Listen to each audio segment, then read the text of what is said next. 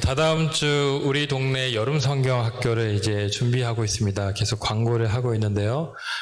지난주에 이와 관련해서 두 가지 은혜가 있었습니다. 먼저 이제 동네 아이들을 초청하는 이 성경 학교이기 때문에 아이들이 놀 수 있는 에어바운스가 좀 더 큰 게 하나 있으면 좋겠다. 교회에 하나 있긴 하지만 그걸로는 좀 부족해서 좀 더 큰 거 하나가 있으면 좋겠다. 이런 생각을 하면서 이제 계속 알아보고 있었습니다. 그런데 지난주 한 중고 사이트에 너무 좋은 물건이 나온 것입니다. 이 태권도 학원에서 학원을 정리하면서 내놓은 물건이었는데요. 교회에서 쓴다고 하니까 무려 30만 원에 깎아주었습니다. 3만 원도 아니고. 또 이게 엄청나게 크고 무겁습니다. 이 100kg가 넘기 때문에 이것을 어떻게 가져오나 이런 고민을 또 하는데 이분들이 먼저 흔쾌히 그냥 배달까지 해주겠다고 해서 손쉽게 물건을 받았습니다.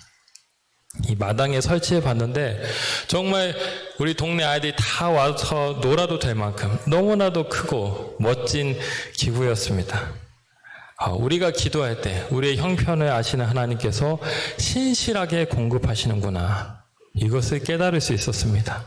이것이 첫 번째 은혜였습니다. 자, 두 번째는 지난 금요일 날 에어바운스가 이제 도착을 해서 야외 정자 앞마당에 기구를 놓고 이제 바람을 넣어서 시운전을 하고 있었습니다. 자, 그런데 바람을 넣고 있는데 어디서 자꾸 새소리가 들리는 것입니다. 이게 무슨 소리지 하고 이렇게 주변을 살펴보는데 야외 데크 앞에 하수구 통로가 있지 않습니까? 그 통로 틈 사이로 아기 새 2마리가 울고 있는 것입니다. 정말 태어난 지 얼마 안 돼서 털도 얼마 안 달린 그런 작은 새끼 새였습니다. 제가 다가서니까 어미인 줄 알고는 막 배고프다고 입을 쩍쩍 벌리면서 우는 모습이 너무나도 애처로워 보였습니다. 이 새끼 새를 보면서 제가 한 달 전쯤에 이 야외 정자 주변을 배회하던 그 새 한 마리가 떠올랐습니다. 이 깃털과 색깔이 너무 예뻐서 제가 저렇게 찍었습니다.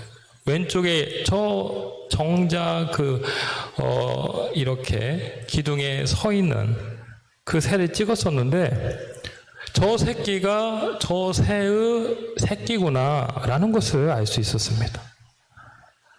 여러분, 저 새의 이름은 후투티라는 새입니다. 후투티. 챗GPT가 알려줬습니다.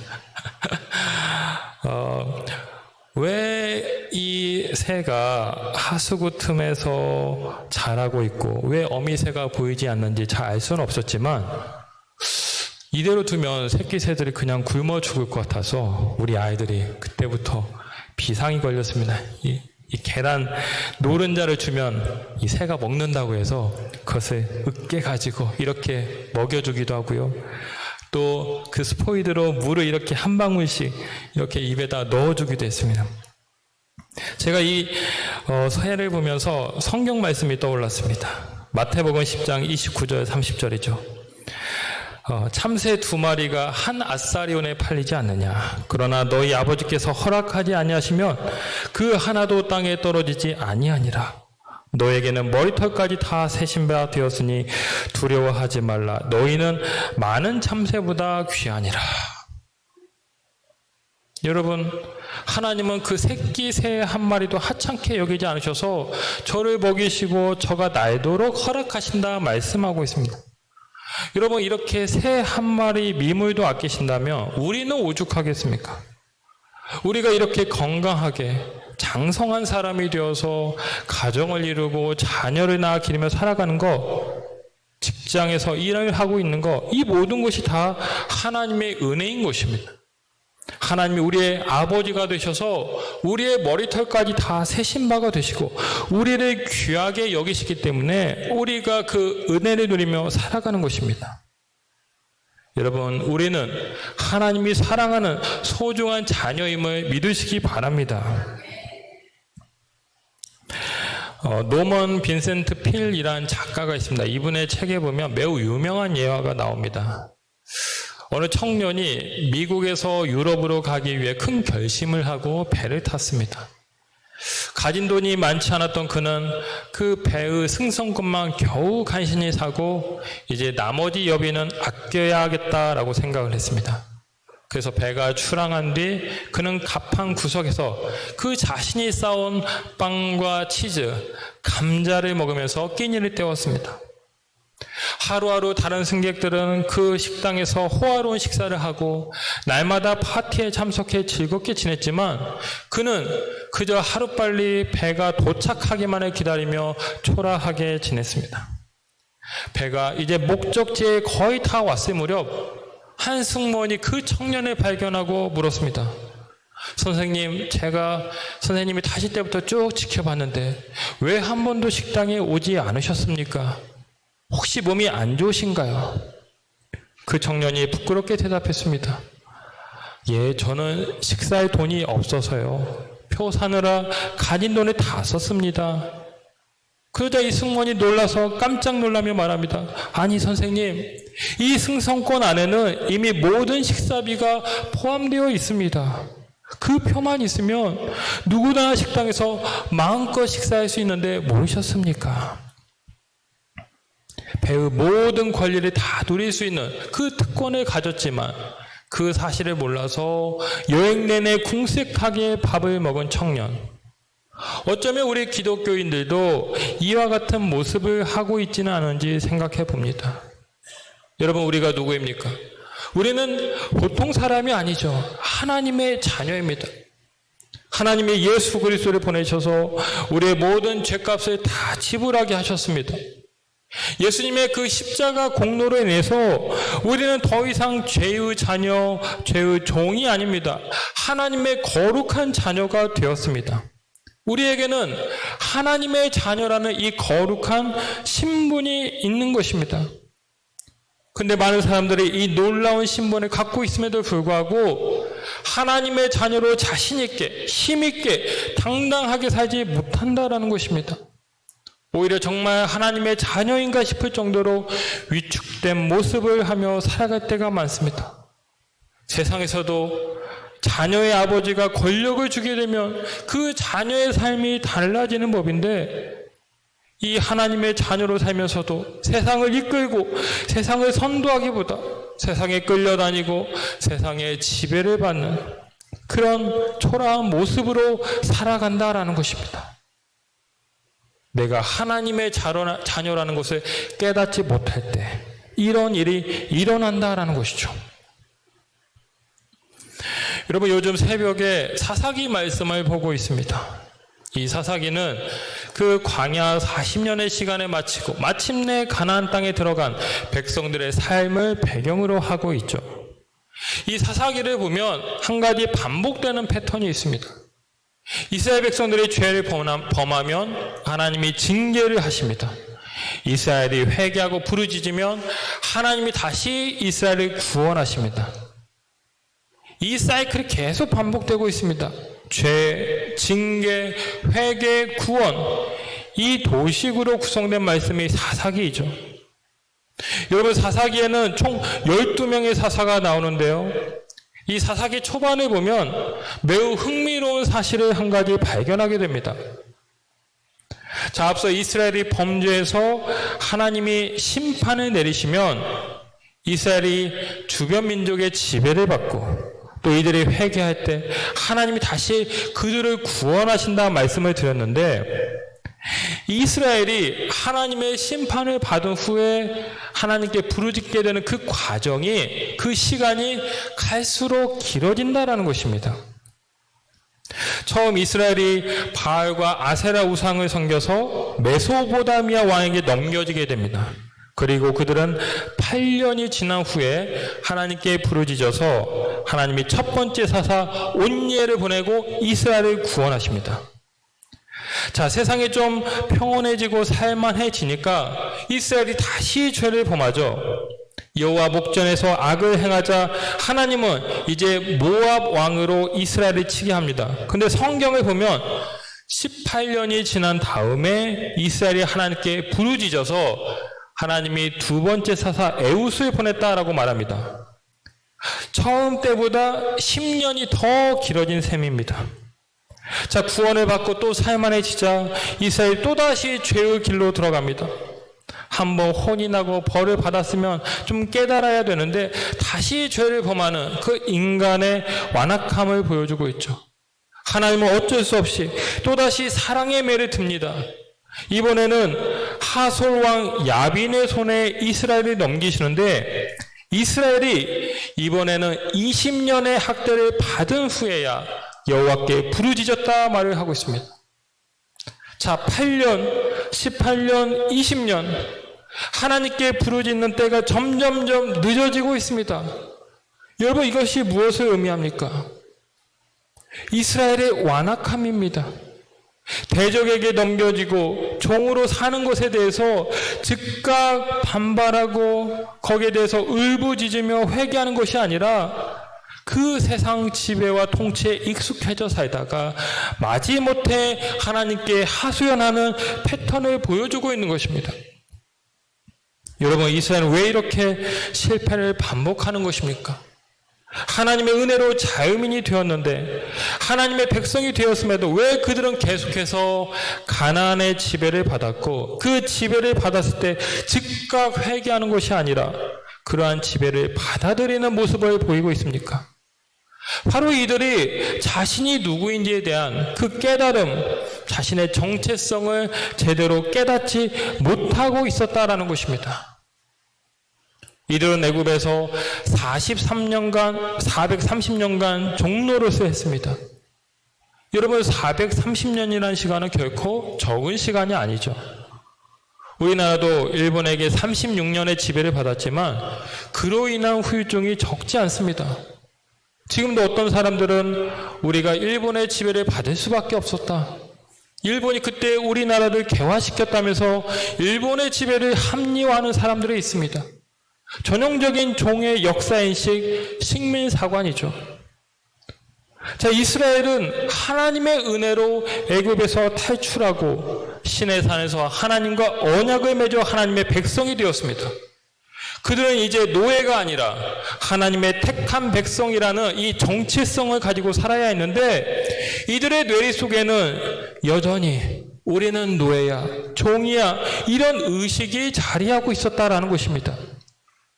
그들은 가나안의 지배를 받게 되었을 때 그것을 이상히 여기지 않았습니다. 그래, 이것이 우리의 운명이야, 우리 주제에 무슨 자유를 누리냐, 이런 거짓 영에 사로잡혀 살았습니다. 그래서 그들은 즉각 하나님께 부르짖으며 자신의 죄를 회개한 것이 아니라 그 땅의 신을 받아들이며 체념하였고, 그러다 보니 더욱 하나님의 진노를 사는 일이 반복된 것입니다. 자녀의 영이 아니라 종의 영으로 산 것입니다.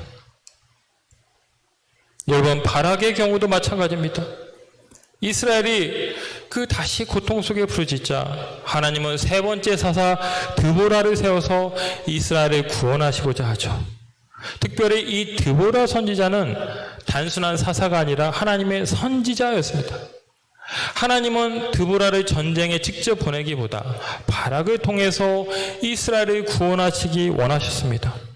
그래서 드보라는 하나님이 야빈의 군대 장관을 내 손에 넘겨주었으니 출전하라, 이런 하나님의 명령을 바락에게 전해주죠. 자, 그런데 바락이 이 이야기를 들었을 때 엉뚱한 대답을 합니다. 8절에서 그가 말합니다. 당신이 나와 함께 하지 않으면 내가 결코 가지 아니하겠습니다. 하나님의 말씀을 믿지 않고 대신 드보라를 더 의지하는 모습을 보이고 있습니다. 내가 그 일을 하기에는 부족한 자다라고 여기고 있는 것이죠. 영적인 리더 드보라를 앞세우면서 지금 전쟁에 참여하겠다, 일종의 종의 정체성인 것입니다. 하나님을 의지하고 그가 직접 나갔다면 그가 하나님의 승리를 경험할 수 있었을 것이지만 그는 그 하나님의 영광을 맛보는 기회를 놓치게 된 것입니다. 나 같은 자가 어떻게 그런 일을 할 수 있어? 난 부족해. 난 능력이 안 돼. 이렇게 자신을 종처럼 여기면서 하나님이 주신 그 자리를 마다해서 결국 그 영광은 바락이 아니라 한 무명의 여인 야엘에게 돌아가고야 만 것입니다. 자녀의 영이 아니라 나는 할 수 없다. 이 종의 영에 사로잡혀 산 결과입니다. 여러분, 오늘 우리는 어떤 정체성을 가지고 살고 있습니까? 하나님의 자녀라는 정체성을 가지고 당당하게 살아가고 있습니까? 아니면 여전히 종의 영에 사로잡혀서 죄에 끌려다니고 사단의 지배를 받으며 힘없이 살아가고 있습니까? 우리가 영적 싸움을 할 때 기억해야 될 것이 있습니다. 이 싸움의 주체는 내가 아니라 하나님이라는 것입니다. 여러분, 싸움은 내가 하는 것 같지만 사실은 내 안에 계신 하나님이 하십니다. 어린 자녀가 위험한 길을 지나갈 때 그가 할 수 있는 일은 그 아버지 뒤에 숨는 것이죠. 아버지는 자녀를 안고 그 자녀가 그 위험을 잘 통과하도록 저를 지켜주고 보호합니다. 여러분, 우리는 약해도 하나님은 강하십니다. 나는 무지해도 하나님은 지혜로우시죠. 우리는 하나님의 자녀라는 이 의식, 하나님의 자녀라는 정체성을 가지고 살아야 됩니다. 그것이 이 세상을 싸우는 귀한 무기가 되는 것입니다. 사명도 마찬가지입니다. 많은 사람들이 겸손과 사명에 대한 오해를 가지고 있습니다. 나는 할 수 없습니다 라고 말하는 것을 일종의 신앙의 미덕이자 겸손이라고 생각하는 것이죠. 아닙니다. 우리는 겸손해야 되지만 사명이 주어질 때는 적극적으로 감당해야 됩니다. 나는 못합니다 이렇게 뒤로 물러서는 것이 겸손이 아닙니다. 겸손한 자는 오히려 하나님을 의지하면서 하나님의 능력으로 사명을 감당하는 자입니다. 나는 약하지만 강하신 주님을 바라보는 것이죠. 모든 영광을 하나님께 돌려드리는 자인 것입니다. 그것이 겸손이고 하나님은 그런 자에게 더 많은 사명을 맡기는 것입니다. 여러분, 오늘 본문은 로마서 8장 말씀입니다. 이 8장은 신학적으로 매우 중요한 말씀입니다. 로마서를 보석이라고 한다면 이 8장은 그 보석의 한 가운데 박힌 다이아몬드다라고 말할 정도로 복음의 정수와 핵심을 다루고 있는 말씀이 바로 8장 말씀입니다. 특별히 오늘 본문은 이 성도의 정체성, 곧 하나님의 자녀라는 신분에 대한 놀라운 말씀을 하고 있습니다.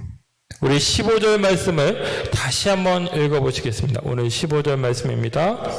너희는 다시 무서워하는 종의 영을 받지 아니하고 양자의 영을 받았으므로 우리가 아빠 아버지라고 부르짖느니라. 아멘. 여러분, 우리나라가 일본으로부터 해방된 날이 8월 15일이죠. 이 성도의 영적인 해방과 구원을 선언하고 있는 이 구절 역시 8장 15절입니다. 예, 흥미롭죠? 이 구절은 여러분 지금 그리스도인과 하나님의 그 뗄래야 뗄 수 없는 관계, 그 관계를 무엇으로 표현하고 있습니까? 바로 자녀와 아버지의 관계로 말하고 있습니다. 우리가 전에는 종의 영에 사로잡혀 죄의 종로를 타고 살았지만 이제 예수 그리스도의 십자가 보혈로 말미암아 하나님의 양자가 되었고 하나님을 아빠, 아버지라 부르짖는 존재가 되었다라는 것입니다. 예전에도 한번 말씀드렸지만 우리나라 그 민법 가운데는 친권 포기 제도라는 것이 있다고 합니다. 어떤 이유로 아버지가 자신의 그 친자와의 법적 관계를 끊고 싶다고 한다면 법원이 심사를 하고 허가가 떨어졌을 때 친권 상실, 친권 제한 등의 조치가 취해질 수 있다는 것입니다. 입양아도 마찬가지입니다.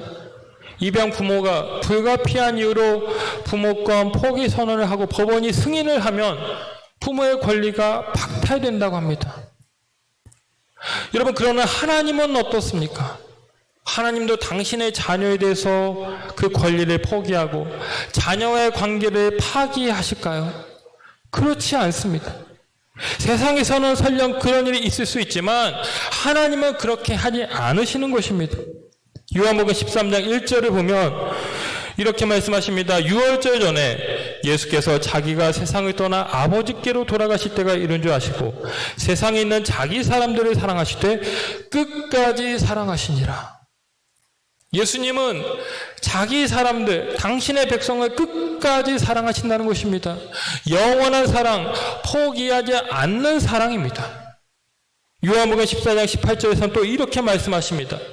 내가 너희를 고아와 같이 버려두지 아니하고 너희에게로 오리라. 독일의 철학자 하이데거는 인간을 가리켜 내동댕이 처진 존재, 이렇게 말을 했습니다. 이 세상에 그냥 홀로 내동댕이 처진 존재, 버려졌다, 그렇게 인간의 실존을 고백했지만 우리는 결코 버려진 존재가 아니라는 것입니다. 예수님은 지금도 임마누엘로 우리와 함께 하십니다. 세상은 우리를 버려도 주님은 우리를 버리지 않는 것입니다. 하나님의 사랑을 보여주는 가장 결정적인 말씀이 오늘 본문에 나와 있습니다. 우리 16절 말씀에 같이 읽어보시겠습니다. 16절입니다. 성령의 친히 우리의 영과 더불어 우리가 하나님의 자녀인 것을 증언하시나니. 여러분, 여기 성령이란 존재에 대해서 낯설게 생각하는 분이 계실지 모르겠습니다. 내가 예수님을 믿지만 나는 성령님은 잘 모르겠다. 많은 사람들이 나는 성령을 받았다, 성령으로 충만하다, 이런 이야기를 하는데 나는 내 안에 성령님이 계시는지조차 잘 모르겠다, 이런 분들이 혹 계실지 모르겠습니다. 그런데 여러분, 분명히 말씀드리지만 여러분이 예수님을 나의 주로 고백한다면 성령님은 여러분 안에 계신 것입니다. 고린도전서 12장 3절에서 말합니다. 그러므로 내가 너희에게 알리노니 하나님의 영으로 말하는 자는 누구든지 예수를 저주할 자라 하지 아니하고 또 성령으로 아니하고는 누구든지 예수를 주시라 할 수 없느니라. 예수를 주로 고백하게 하는 분이 누구라고 말씀하고 있습니까? 성령입니다. 성령이 내 안에 임재하시기 때문에 그 성령으로 말미암아 우리는 예수님을 믿고 예수님이 내 주라 고백하며 살아갈 수가 있는 것입니다. 여러분, 법정에서 판결을 내릴 때 가장 중요한 요소 중에 하나가 바로 증인입니다. 이 증인이 어떤 증언을 하느냐에 따라서 재판의 결과가 확 달라질 수 있습니다. 오늘 여러분 안에 계신 성령님께서 지금 중요한 증언을 하시고 있습니다. 그것이 무엇입니까? 여러분이 하나님의 자녀라는 말씀을 하고 있습니다. 놀라운 증언입니다. 우리는 인간의 무지와 연약함으로 인하여서 내 정체성이 무엇인지도 잘 모르고 살 때가 많습니다. 내가 어떤 존재인지 나에 대한 깨달음이 없다 보니까 늘 세상 문화에 휘둘려 넘어지고 좌절하고 절망할 때가 한두 번이 아닙니다. 사단의 그 정죄와 참소에 흔들리며 그렇게 내 자신을 의심하며 살 때가 많습니다. 그러나 성령은 분명히 말씀하시는 것입니다. 너희는 하나님의 자녀다. 예수 그리스도께서 너희 죄값을 지불하기 위해 십자가에서 물과 피를 다 쏟으셨고 너를 구원하셨다 말씀하고 있습니다. 너는 이제 더 이상 종이 아니라 하나님의 자녀다. 그 누구도 너를 정죄할 수 없고 그 어떤 것도 우리를 예수 안에 있는 하나님의 사랑 안에서 끊을 수 없다고 말하는 것입니다. 기독교 5대 교리 가운데 5번째 견인이라는 교리가 있습니다. 구원받은 성도가 일시적으로 실족하거나 죄에 빠질 수는 있지만 영원히 타락하거나 믿음을 잃지는 않는다는 교리입니다. 하나님께서 택한 당신의 자녀를 끝까지 붙잡아 주셔서 그가 믿음을 잃지 않고 구원을 잃지 않도록 견인해 나가신다는 것입니다.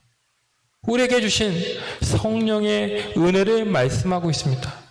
우리가 하나님의 자녀로 살아가는 것은 내 노력에 따라서 성취되고 유지되는 것이 아니라 하나님의 전적인 인도하심으로 이루어지는 축복이다. 그러니 그 사실을 믿고 우리는 그 정체성을 가지며 살아야 된다라는 것을 말씀하고 있는 것입니다. 여러분, 지하철 5호선 광화문역 사거리에 가면 이 노정삼을 하고 있는 광화문 시인 정재환 시인이란 분이 있습니다. 이 정 시인은 어릴 적 온몸이 마비가 되면서 뇌성마비 지체장애 1급으로 살아가시고 있는 분입니다. 그는 그 불편함 때문에 부모로부터 버림받았고요. 스스로를 들깨라 부를 정도로 참담한 생활을 하는 그런 삶을 살았습니다. 그런데 이분이 예수님을 만나면서 그 인생이 뒤바뀐 것이죠. 꼬부라진 손으로 시를 쓰는 시인이 되었습니다. 그의 시는 주님을 찬양하고 증거하는 찬미의 노래가 되었습니다. 광화문 거리에서 좌판을 지키며 생계를 이어가면서도 그는 지나가는 사람들 향해 이렇게 기도를 했습니다. 예수님이 내 안에 계십니다. 그러므로 나를 통해 이들이 주님의 빛을 보게 하옵소서. 내가 있는 곳은 주님의 거룩한 땅입니다. 이곳에 지나가는 모든 이들을 축복합니다. 모든 이들이 주님을 만나게 하옵소서. 그의 겉모습은 여전히 장애를 가진 사람이었죠. 좌판에서 장사하는 모습이 누군가에게는 불쌍하게 보였을지 모릅니다. 그러나 이분은 성령, 자신 안에 계신 그 성령을 확신하고 내가 하나님의 자녀임을 자랑하면서 그는 열방을 향해 주님의 사랑을 증거하는 시인의 삶을 살고 있었다라는 것입니다. 이분이 많은 시집을 냈는데 그 중에 나는 자신 있다, 이런 제목의 아주 짧은 시가 있습니다. 나는 자신 있다, 이런 내용입니다. 하나님이 나를 무척 사랑하신다. 나는 자신 있다. 네. 하나님이 나를 무척 사랑하신다. 나는 자신 있다. 여러분 어떻습니까? 하나님이 여러분을 사랑하고 계심을 믿으십니까? 그 사랑으로 내가 자신 있다, 나는 자신 있게 이 세상을 살아가고 있다 말씀하고 계십니까? 우리가 이 땅을 살아갈 때 꼭 기억해야 될 정체성이 있습니다. 내가 하나님의 자녀라는 사실이죠. 내가 하나님의 자녀임을 기억할 때 우리는 광야에서도 천국의 삶을 살 수 있습니다. 그 어떤 영적 전쟁의 소용돌이 속에서도 나와 함께 하시는 하나님으로 말미암아 승리하게 될 것입니다. 성령님께서 오늘도 우리를 위해 증언하십니다. 너는 하나님의 자녀라고 말씀하고 있습니다. 이 말씀을 붙잡으시고 이 세상에서 자신 있게 하나님의 자녀로 승리하며 사는 여러분들 다 되시기를 주님의 이름으로 축원합니다. 기도하겠습니다. 아버지 하나님, 우리를 하나님의 자녀라고 증언하시며 인정하시고 우리의 삶을 날마다 인도해 주심에 감사를 드립니다. 주님, 세상에서는 우리의 외모와 우리의 가진 것, 우리의 어떤 외적인 것을 보면서 우리를 평가하고 우리를 정죄하고 책망하지만, 참소하지만, 그러나 내가 하나님의 택한 자녀, 하나님의 사랑받는 자녀임을 기억할 때에 우리는 이 세상에서 가장 행복하고 가장 자족하고 가장 감사하는 인생을 살며 승리하게 될 줄로 믿습니다. 하나님의 자녀임을 기억하며 날마다 자신 있게 이 세상에서 날마다 승리하며 살아가는 복된 우리 모두가 되게 하여 주시옵소서. 감사를 드리며 예수님의 이름으로 기도하옵나이다. 아멘.